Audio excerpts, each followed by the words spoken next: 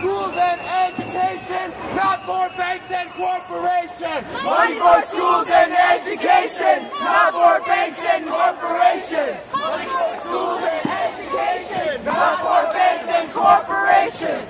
What do we expect from our society? We all think that there should be free primary school, free high school. Why shouldn't there be free university? Is it because university is only something for a few people, for the elite? You know, hey, did you hear there's going to be this protest called Occupy Wall Street tomorrow?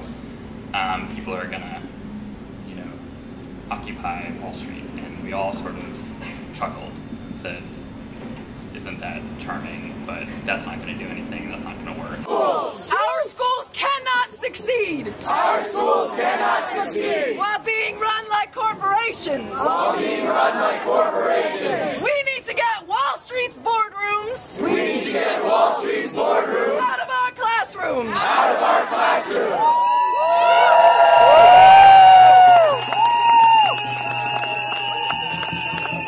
I think that, Occupy Wall Street offered me that, a place where people were all there with the intention to organize for a better world, because another world is possible. We are unstoppable, and we are if we all come together to do that.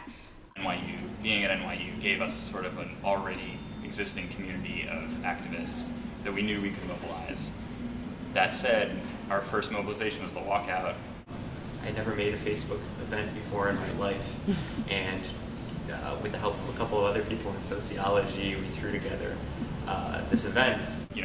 We filled up Washington Square, we had signs, we had chants, and there were just so many people, and then we, marched down to Foley Square, and we took the street on Lafayette, and it was beyond our wildest dreams, and it was just phenomenal, and it caught us by surprise, and from then on, we literally did not look back. We just started planning activities, And it was just so impressive and so huge that we thought, we've got to sustain this on campus.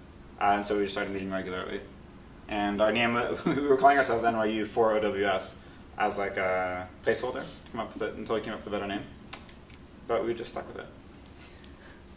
I think that building of coalitions has been very important. It's, organizing is no longer going on in isolation, which I think was going on too often before Occupy Wall Street began, and it gave us all of this vocabulary and narrative to speak about, injustices, on campus, student debt, union drives. All of these things came together around a cohesive narrative of economic injustice, economic inequality.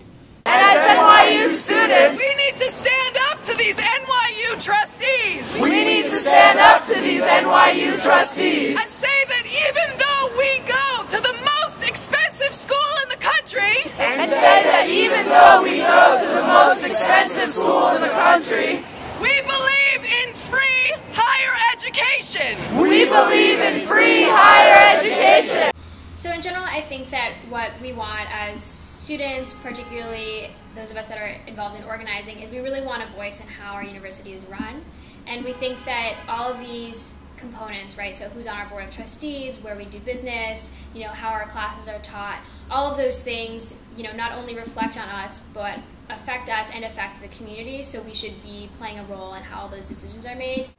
I think the idea of free university is something that, to a lot of people just sounds crazy.